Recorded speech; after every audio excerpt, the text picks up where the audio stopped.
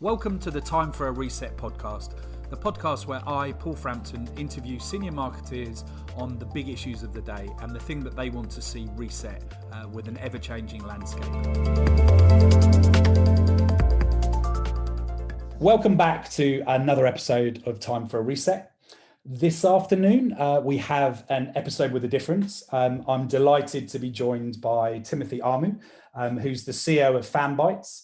So Fanbytes is a Gen Z media group that is designed to win the hearts and minds of younger audiences on social media. I'm sure Tim will talk about that a little bit further.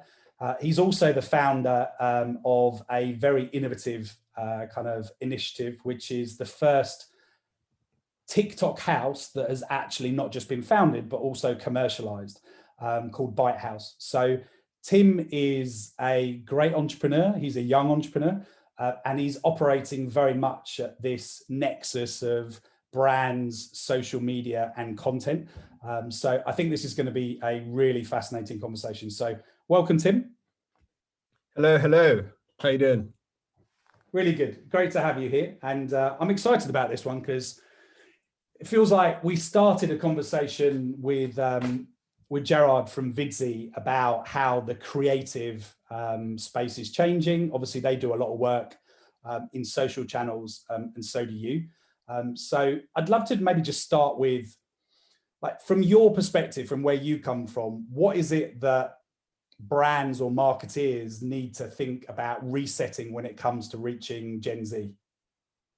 Yeah, so I think that probably the most relevant thing is that, especially because we work a lot with influencers, we manage influencers, we work with influencers and all that good stuff. We're actually starting to see a very blurred line between brands and influencers. So, for example, some of the biggest influencers are bringing out their own products, like their own, whether it's coffee or toys or games or apps. So you actually see this blurred line between brands and influencers. And I think the big behavior change is brands are probably going to start seeing themselves, or they should start seeing themselves as influencers, and influencers are starting to see themselves as brands. So often you'd find with influencer marketing, a brand would almost go and say, right, I want to work with these influencers. Then they go bring on like 10, 15 influencers. Yeah. Then they do something with them. And then they just kind of, well, thank you, bye. They stop, yeah. And the thing is almost that I reckon that because, especially with new social platforms, people are buying rather than into, the corporate brands, they're buying into the identities of the people. When brands start to think, actually, we are an influencer in our own right, they can actually start to see much better results and start to build that real cult personality, which they've been borrowing from influencers for a long while. So that to me is probably the most obvious thing, the most obvious behavior change going on with brands having to be influencers. And that is being paved by the fact that influencers themselves are now being brands. Right. But in some way, that's been happening for a little while, though, hasn't it? I mean, Zoella, on YouTube, albeit not on one of the newer platforms, was doing that a while ago and had her range in Superdrug and everything else. Is there something that's changed in the nature of how it's happening, or is it just more mass and there's more of these opportunities now? So I think it's a combination of things. First one is mass, and that has been enabled because it's now incredibly easy to actually do so. So in the past, it worked with Zoella, etc., because she had the scale and she had the long form content on YouTube. Now you see that people with incredibly niche audiences are actually being able to build really substantial brands. So for example, on Instagram, there's a really famous, it's not actually that famous. I think it's just 100,000 followers. It's basically a thing, basically an Instagram page called Soho House, I believe. So Yeah, right. So all they do is create these funny memes and stuff about Solo House. And that's just, I think, one or two people behind it. But they've been able to grow a pretty strong brand just from pretty much a very niche following.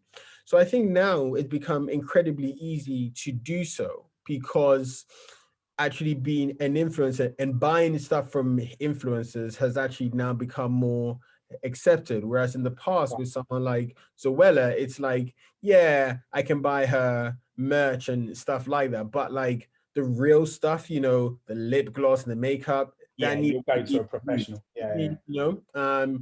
So increasingly you see that happening with the most niche of influencers. And that's why I think is becoming a lot more commonplace, and it's now actually become almost the almost the preferred way instead of just relying on advertising. And when brands start to almost like see themselves as an influencer, start putting formats and personalities to the way that they create content on social, I think they would reap much better rewards. Yeah, interesting.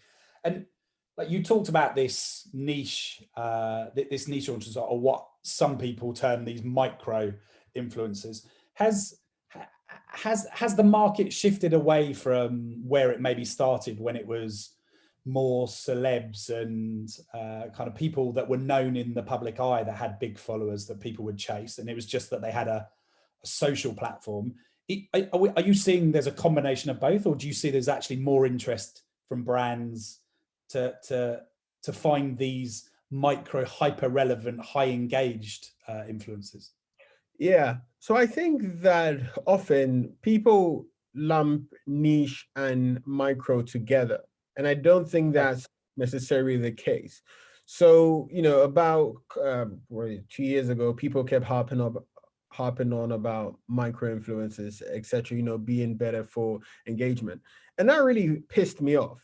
And the reason why that pissed me off was because, like, of course, it's a bit of a duh statement. It's like, well, of course, if someone with 10,000 followers would Yeah. obviously have more engagement than someone with 100,000 because there's just more people. So it's not so much like, wow. For me, when I talk about niche, I do really mean in the sense of having very niche interest, having very niche passions and things that they actually care about. Right. Okay. And if you're asking, is the industry going to that? So I think depends on who you talk to in the industry. For example, the much larger brands are not. They are very. They're still, you know, to them, progress is using a micro influencer who is still the same generic person but just has 20,000 followers. That to them is progress. Where you see much more innovation is in the DTC, fast growing consumer brands who are really hyper targeted and hyper engaged to a certain niche. And that there, size is not the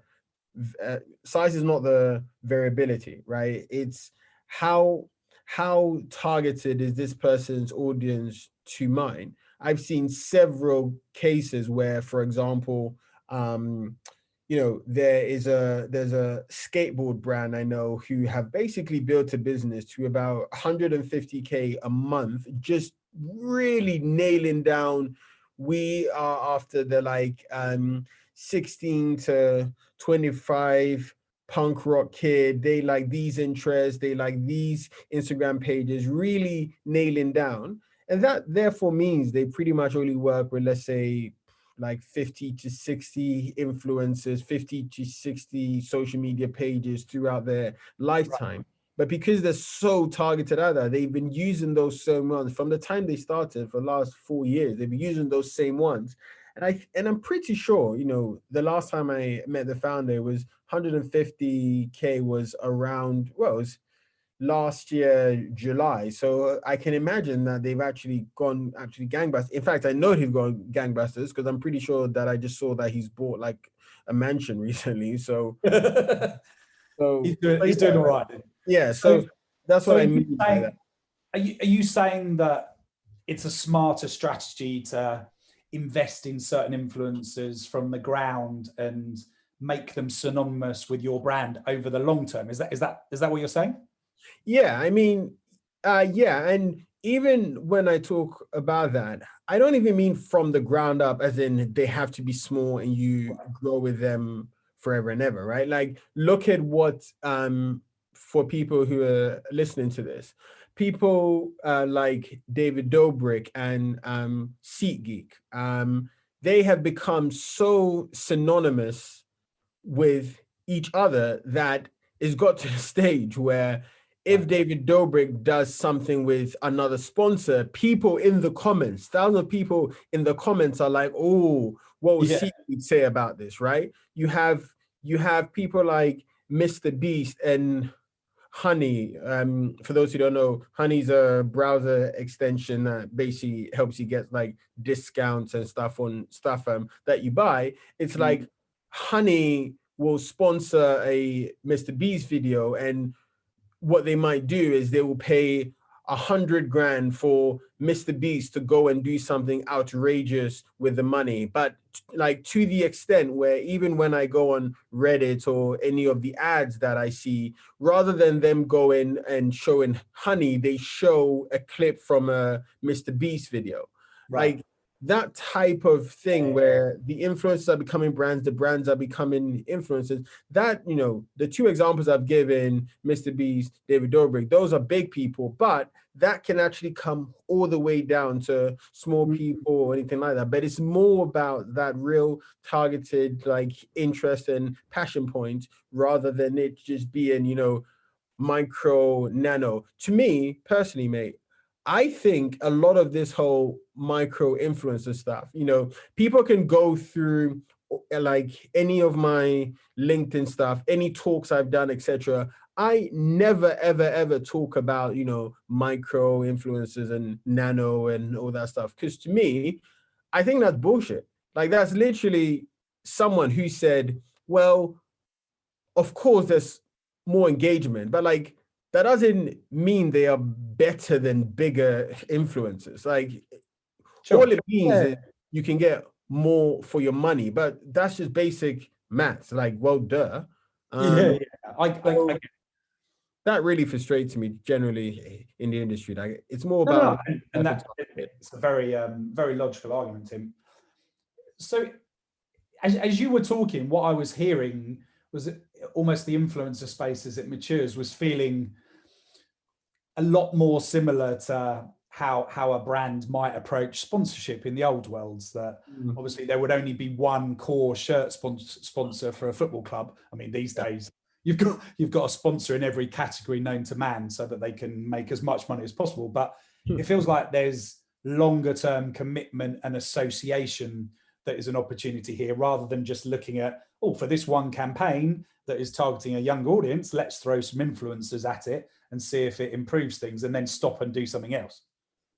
Yeah, and going even further, like bringing out a collaboration with that influencer, or bringing out a specific range. There's a brand who is incredibly good at this. So there are two brands who are quite good at this. One is Fashion Nova. They are absolutely brilliant at this. They partner up with people and go like really, really deep with them. But then there's also a company, it's actually run by a friend of mine called Snow. Snow is a teeth whitening company. Now they'll probably do 100 million this year, and Wow. and they partner up with people, but like they will have they'll have a range just with that influencer, which could be something piss easy, like I'm just gonna take your name and take your brand and just like put it on there and give you 50% of everything. But to an influencer, it's like, oh Christ, like now I own part of a teeth whitening brand, like it's very easy to do these things, because for an influencer, yeah, money is cool. But then when everybody has money, what is cooler? It's coming in and saying, I have a piece of IP and assets with X brand and all that stuff there. So that to me is where I think things are going right now. Yeah, no, nice. I like it. And so, if to use your words, actually, this is actually quite easy. Why are there not bigger brands that you can talk about as examples for doing this, or maybe there are? Because bigger brands have 64,000 layers of bureaucracy in order to get anything done. Like seriously, right? Like we've done stuff like, this is one of the reasons why we started the Byte House. And I was like, I want to own my own piece of like, for those who don't know the Byte House, we brought 6 TikTokers, brought them into a house, and they now are achieving, I think right now they're over 100 million views on all their content. We did this before lockdown, literally the week before lockdown happened, and already they're bringing out a TV show and bringing out a book, and they are bringing out a makeup range. Like, Wow, because you're able to move, pretty fast right? progress. Right, like because you're able to move quickly. But let's say, I don't know, let's say P&G wanted to do that. It's like, right, okay, now let's get this person involved, and let's go to this, and let's go to this, and let's go to this, right? So this is the reason why you find that these DTC brands are very easy and can easily do this, because it's just a case of, well, let's just get Yeah, they're cracking. just, as people would say, more agile. Yeah. But like in more simple terms, as you say, they just experiment and they do things fast, and they test and refine. So like that example, I'd love to dig a bit deeper into Byte House, because I mean, amazing that you were behind it. So congratulations, firstly. I remember probably about maybe 6 years ago, I went out to LA with the IPA, and we went into the house, or the kind of flat and apartment block that Logan Paul, sorry, Yeah. with his brother and a bunch of other, and I think there were about 15 different influences in the house, and that concept was entirely new to me, right? It blew my mind that was being that curated. And I also saw obviously lots of what previously kind of talent management companies that were in LA that put people into films, that they were focusing more on people like that, because they saw, to your point, the merch opportunity, the kind of TV opportunity out the back of it, rather than starting with TV. Some people would say that some social stars do it just as a route to get to TV or film, but that feels like a little bit of a crass point. Surely this is just that this is the new currency, or do some of them use it for that approach? I'm actually yet to meet an influencer or someone like that in the space who has said they're doing it to get to TV. I think if you ask that question probably like 4 years, I don't know, 4 years ago, probably.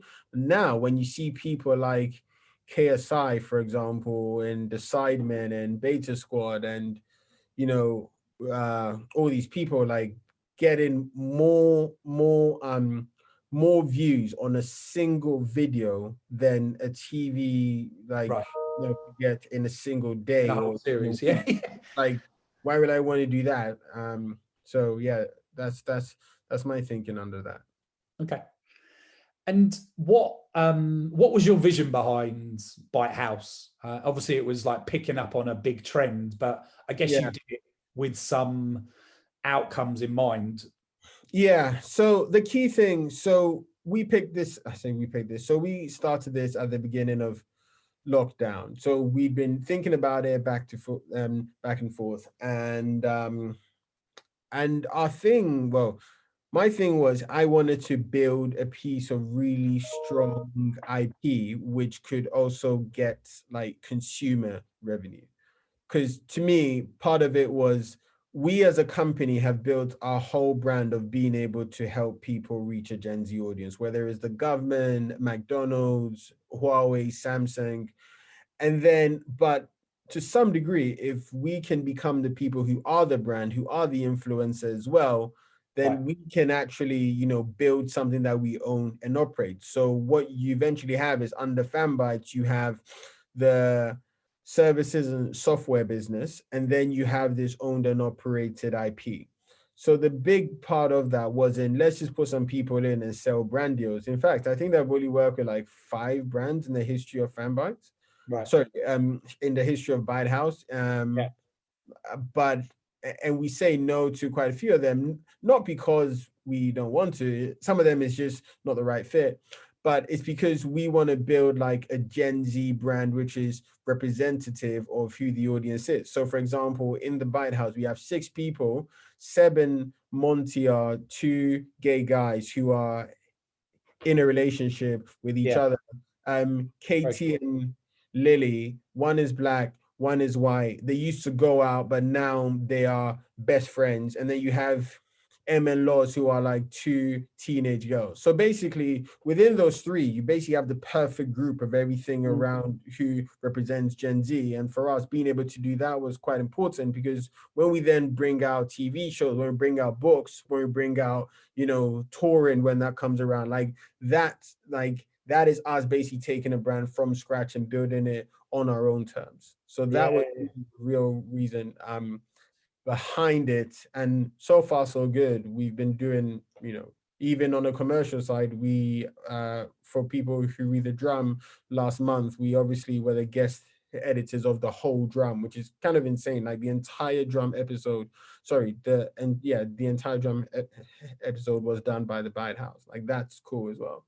Yeah, no, super cool. And I think the fact that you're not just creating a use case of disrupting the way that audience is created and commercial opportunities are created. You're also disrupting, I guess, the diversity and inclusion story that's coming out of TV and film, which still seems to take an age to catch up with the reality and the gender fluidity that young people are comfortable with.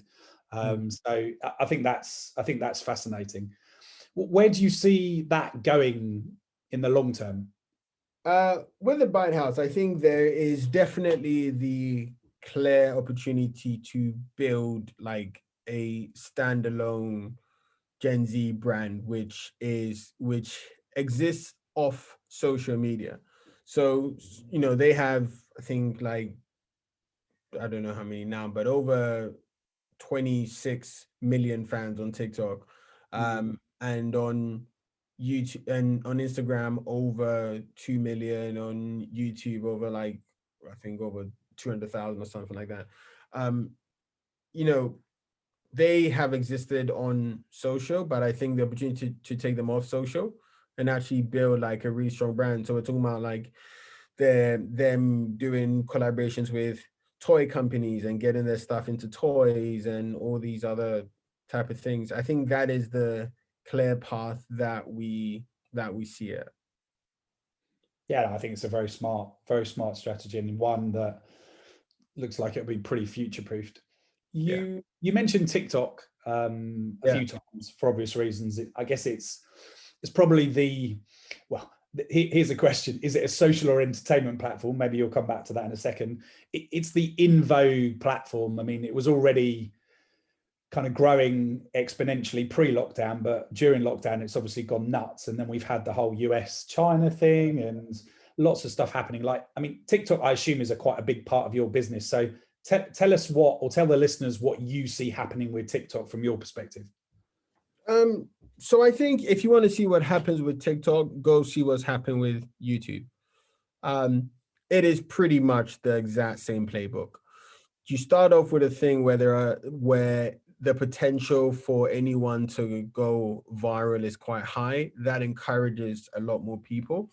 And then what you then start to do is you pick some of the key people in there and you help them to build real meaningful businesses off there.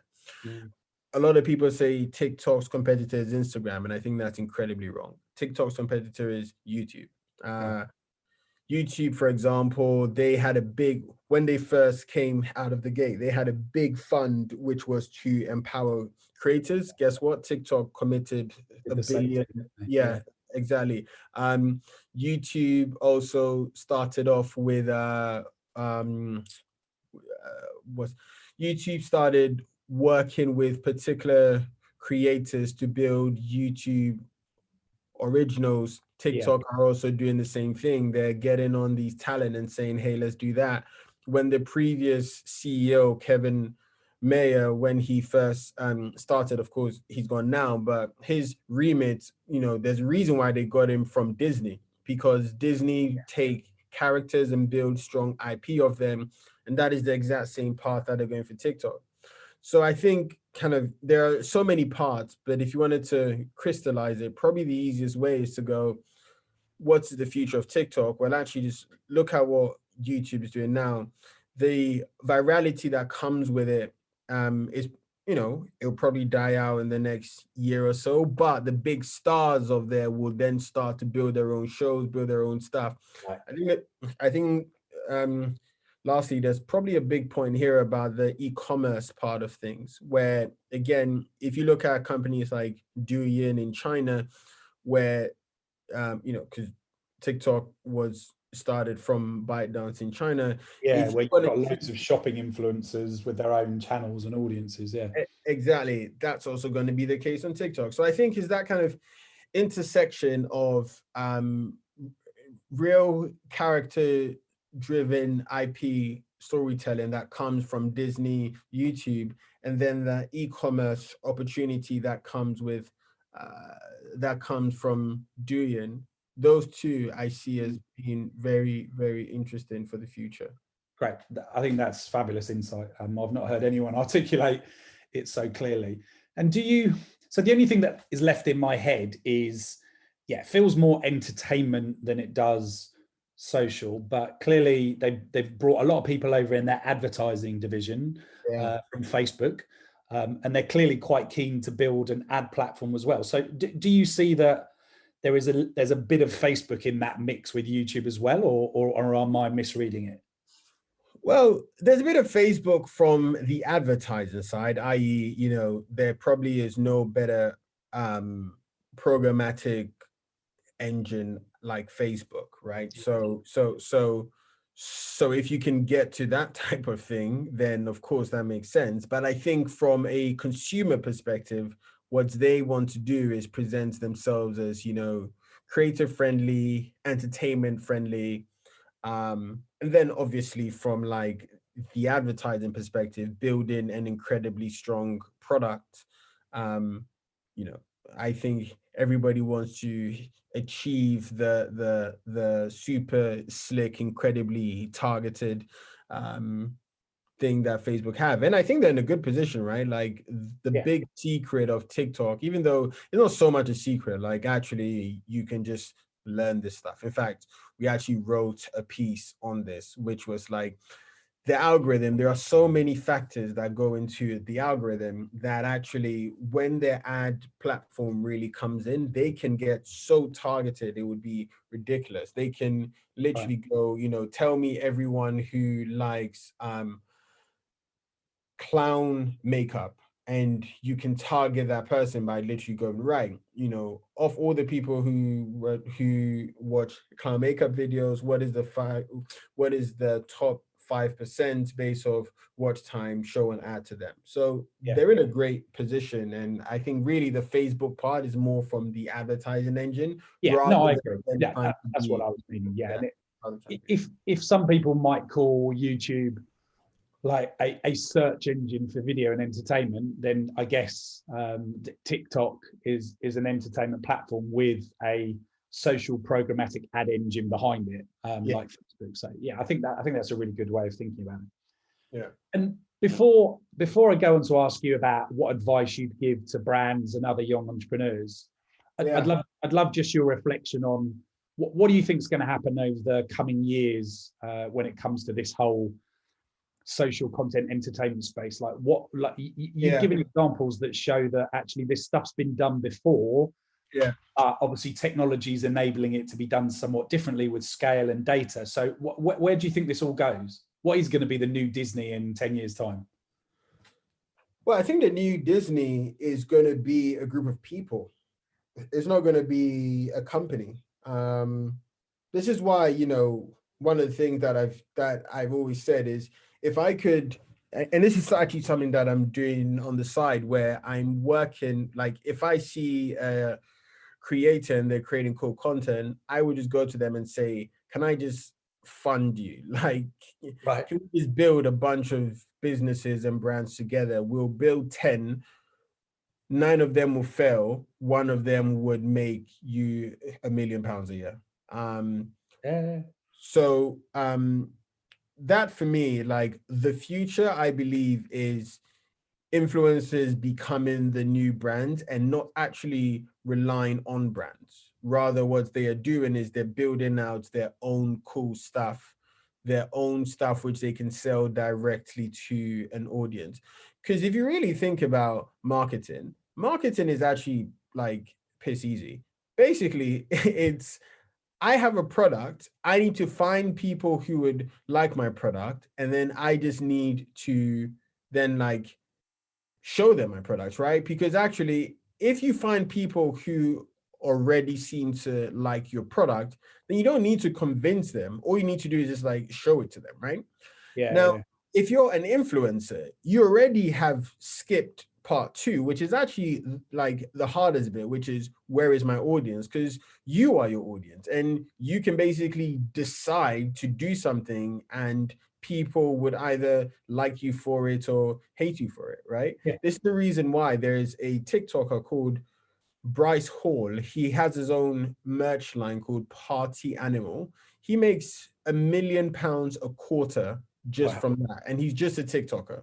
And he started that in earlier this year, just right from the gate. So I think that's going to be a big shift going on in there. And I think that, people talk about digital disruption and all that stuff. I mean, blah, blah, blah, blah, blah. Yeah, cool. But I also think that what's going to happen is influencers are going to be the backbone for like everyday campaigns. So we're actually about to plan a really sick campaign, which is influencer stuff, but in games and in apps and in, like the Fall Guys and in all these different games which people wouldn't expect an influencer to be. So I think those two are probably key predictions. But that Gen Z audience spends an awful lot of time there, right? Exactly. So I guess the 2 places they spend their time is there and in the influencer space, in the social platforms. Boom, there you go. And your it seems like a very smart strategy to me. Your point at the beginning about brands thinking about themselves as influencers, I think is a really interesting one. Obviously, the first point is it means that you have to act in a more human, personal way. But I think there's also something quite interesting around the fact that we are in a world where brands don't necessarily need to go to media owners and pay and write big checks to get access to audience anymore. If they actually think about how do I get to the audience like a D2C brand does, then they start thinking about how do I act like a publisher? How do I act like a content producer? And you're introducing the concept of how do they act like an influencer, which is a bit of both. So that makes a lot of sense to me. Yeah, I think, yes, more of a human perspective, but also just introducing formats, right? I think before we were talking, you were telling me about some guy at Vice, right? Like what Vice is basically a bunch of formats that come together and people constantly watch the formats. A very good example of this is Foot Asylum.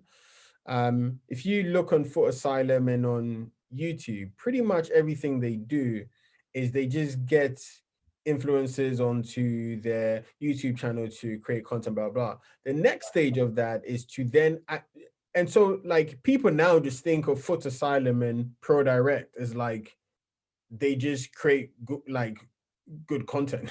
Like good content attracts audience, right? Yeah, right. Because good content attracts audience, and then they'll go, "Oh yeah, and by the way, we're also doing a 50% discount or something like that." And then, boom, suddenly everyone goes to buy. But if they were just like, get this Ronaldo trainers, blah blah, it's like, well, all you're doing is selling a commodity.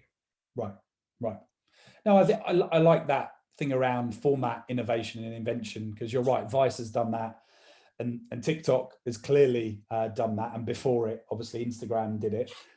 If you look at I mean, Disney's doing it a little bit with Disney Plus, but you look at the traditional broadcast space, they still stick with the same old formats again and again. And that's why they're being disrupted by all of these OTT brands that are just changing, not just the distribution, but the format of how they deliver content. And I think there's a lot of lessons that can be learned by looking cross verticals here, which I think is one of the insights I take out from what you've said, is that look at the other players, whether frankly it was YouTube before or Disney before that or whoever came before that.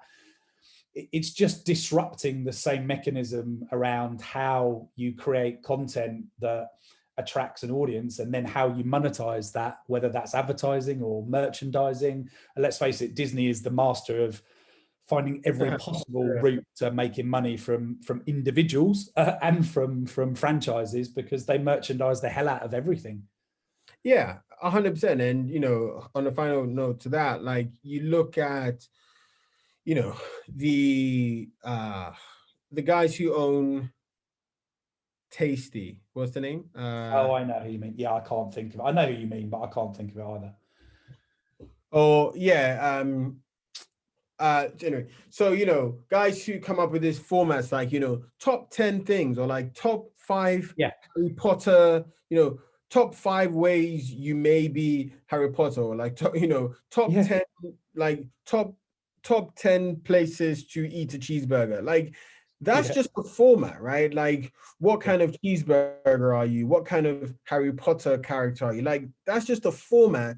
And then people gravitate to that. And then you go, oh yeah, the other stuff is good. Similarly, with so many people, so many brands, I just see as it's a clear sign to just, you know, creating format is not particularly easy, because you constantly have to have new engaging formats, you know, but and so that's the reason why people then go, oh, this is long, let me just, you know, sell some shit. No, you're right. And I mean, without kind of spending too long on this, that the reality is that Instagram was able to grow exponentially as a result of changing its core formats to get audiences coming through different gateways and doorways. And then look at where it's gone as a result of it. If they'd have stayed as a static feed for just photos, they probably wouldn't be in the place they're in today, which is basically propping up the Facebook business, which is obviously losing a lot of audience month on month out. So look, mate, fascinating as always, but unfortunately I'm gonna have to take it towards a close now. So I'd love to just finish with, and be as provocative as you'd like to, because I like how straight and talking you are. Like, if you were advising a CMO on what they need to do differently, what would you be, if they were sitting in front of you right now, what would you tell them if they said, give me the answers to what I need to do in order to go on this journey?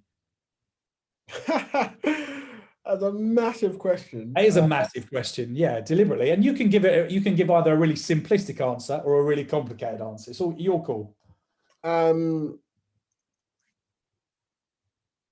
Go and watch the top 20 influencers on YouTube, TikTok, and Instagram. Figure out why you may like them and why you don't, and then do the things that make you like them. That would basically be in short, because I feel like they've built the playbook for how to build audiences and how to be human. And if a brand can do that, you know, first of all, you may need to leverage them, work with them, but then off the back of that, then start doing that. You will win, because like they have almost future-proof themselves. And the big problem with any brand is, how do we future-proof ourselves? But I think most influencers, especially the smart ones, you know, Jake Paul, Logan Paul, those guys have been like at the top, you know, KSI and all these guys, they've been at the top for years, years. Decades, yeah. And like absolutely no way of like they are falling off. But the way they think about content, the way they think about audience is very impressive. Very, very impressive. Yeah, and like listening to you, I think that I would pull out a couple of themes, which are curiosity, experimentation and innovation, and also, as you say, looking back for the lessons in some of the things that have happened in the past and from other verticals or other sectors and applying them to your business. I think there's some great lessons there. So Look, mate, I really enjoyed the chat. It's been one of my favourite conversations. So thanks for making the time. Thank you, man. Thank you. Thanks for tuning in to another episode of Time for a Reset. I hope you enjoyed this one as much as I did. We'll be back talking to a senior marketeer very soon. Make sure you don't miss out on any new episodes by subscribing on Apple, Spotify or SoundCloud, and leave us a review at timeforareset.co.uk.